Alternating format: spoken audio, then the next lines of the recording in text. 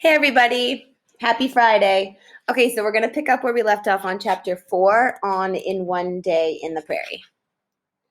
The buffalo stop milling and face their escape route. The calves are in the middle of the herd, their mothers close by. The bulls are on the outside of the ring. The whites of their eyes flash. The boss bull nudges a yellow-orange calf who was born only 3 days ago. The little animal trots close to him. For the first few days of a calf's life, the father buffalo takes charge of it. He bunts it to cross creeks, pushes it up hills, shoves it into the center of the herd when the coyote stalks, and whines, and the winds tell tales of coming danger. The bull nudges the little orange calf into the center of the ring. The breeding season of the buffalo is almost over. It began in June when the ground plums, the pasque flowers, and the buttercups were blooming in huge swatches. It is ending with the blooming of October's purple Townsendia. Yet nature does not always run smoothly. As late as it is, a young cow is ready to breed. At noon, she moves from the middle of the herd to the outside, where the bulls stand. Henry Rush snaps another picture and misses getting the flip. He caterpillars closer. Red Dog sees him and whistles, flips, and dives. His townsmen vanish underground. Not a prairie dog can be seen. As Henry adjusts his camera, he hears the boss buffalo below. Oh, bellow. The herd stands chest deep in wildflowers and asters. The animal's massive, mammoth-like heads and humped backs are silhouetted against the rolling land. They are not eating as they usually do, but are looking west. Henry Rush looks west. A dark cloud hangs over the sweeping miles of prairie near the horizon. It breeds bolts of lightning that flash to the ground. Red Dog comes out of his burrow and barks a greeting to his neighbor. He sits up on his cone. Henry Rush is lying quietly on his stomach. His camera is focused. A wind devil, a small tornado of dust, starts at one end of Prairie Dog Town, spins to the other, and vanishes. Spooky little things, comments Henry, and glances at the purple-blue cloud above the prairie grass. At 2:30 p.m., the bull elk bulges and trots into the river bottomland. A young male is on his land, and he is warning him to stay away. The bull elk wears a dark brown mane on his neck. He carries his enormous antlers tilted back, his nose up, and he measures above 6 feet at the shoulders.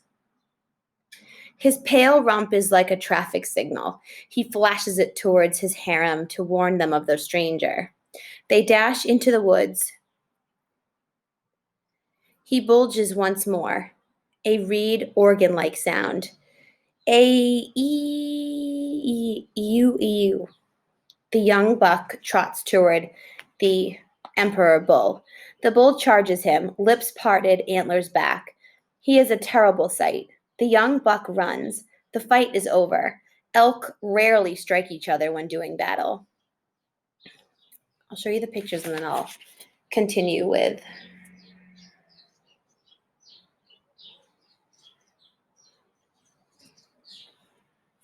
And then there's one more here.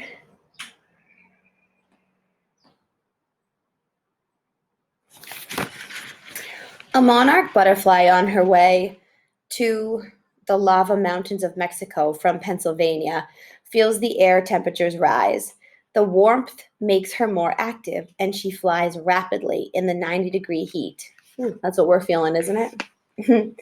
Henry Rush slows down in the heat. He is hot and tired, but he does not leave his post. He is determined to get his picture. The bull buffalo sniffs. The air smells of the arriving tornado. He would run to the protection of the lowlands were it not for the bull who is second to him in the hierarchy of the herd. He is approaching the young cow who is ready to breed. This the boss bull will not tolerate. Red Dog whistles. Henry Rush sees what is bothering the prairie dog. A round-faced burrowing owl is standing in the entrance of his burrow. Many creatures of the prairie move into the prairie dog's home to find safety from the burning sun, the blizzards of winter, and the floodwaters of storms. The cone's exits are 12 or more inches above ground level, so a foot or more, high enough to protect against even the worst prairie deluge, which is like a heavy, heavy rain. In the summer, the burrows insulate against the withering heat, and so they stay cool down below, right? In winter, against the stinging cold. Many small animals know this. Snakes crawl down into the warm labyrinths of prairie dog town, as do cottontail rabbits, mice, horned and boomer lizards, skunks, and fleas. The burrowing owls actually nest in the even temperatures of the underground rooms and corridors. Corridors are like hallways. Usually the prairie dogs let them stay, but at this hour, Red Dog feels the electricity in the air, and he is irritable. He grinds his teeth together, sounding like a rattlesnake. The 6-inch tall owl runs on long legs out of Red Dog's burrow and into another. The storm darkens. Sacred Mountain. That's the name. It's actually a proper noun. It's Sacred Mountain is the name of the mountain. Here's chapter 5.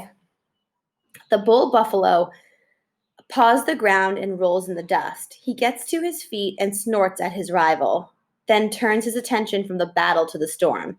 As he does, the rival bull charges him. The boss bull turns with a graceful pivot and slams his forehead against his rival's. Their horns click as they meet.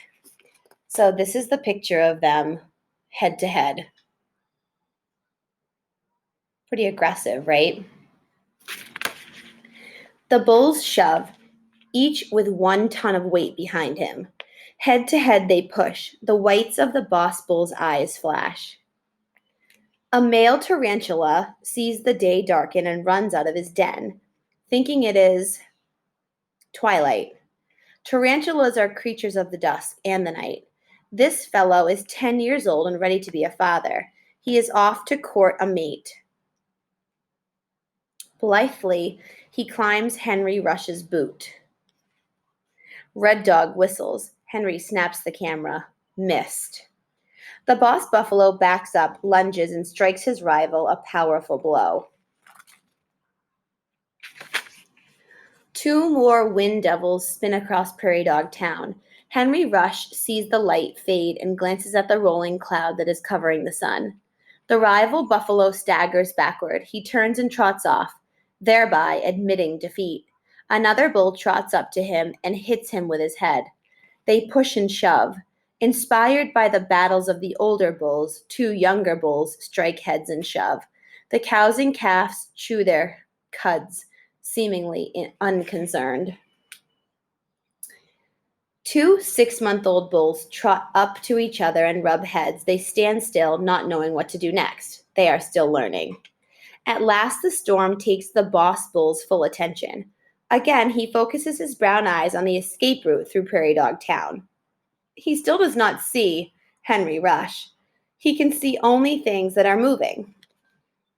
The tarantula climbs down the other side of Henry's boot. Feeling the brewing storm, he runs swiftly on all 8 legs from his burrow. A wasp with bright yellow wings drops to the ground behind him. She is a tarantula wasp. Tarantulas are her prey. The tarantula runs, she runs. He turns, she turns. He lifts his poison fangs to kill her and, like an arrow, she speeds under his hairy legs and stings his abdomen. He runs, she runs, staying right under him. She stings him again. The poison shoots through his body. He runs, she runs, always beneath him. The poison slows him down and finally he stops. He is paralyzed. He cannot move. A coyote who has been hunting wild turkey by Quanah Lake smells the air, feels the electrical currents, and trots off to his den nearby. He frightens a curlew, which you can see in the picture, right? If I'm using the picture for picture clues, then I'm looking to see that the coyote startled a curlew, which is obviously that bird in the sky. The bird must have flown off. Chapter 6 starts here, and it's at 4:15 p.m. Henry Rush notices Red Dog's whiskers twitching. So there are chapter 6 and chapter 7, and there's only about 7 pages left. So we'll finish that on Monday. And then I have a couple stories to read to you that you're going to really like. They're by one of my favorite authors, and it's a Zen pig book. It's actually really cute. So I'll see you guys in a little bit for our recess at 11:30, and then we'll finish this book on Monday, and maybe I'll even start my Zen pig books that I have. I think I have 4 of them. All right, you guys. I'll see you in a little bit. Bye.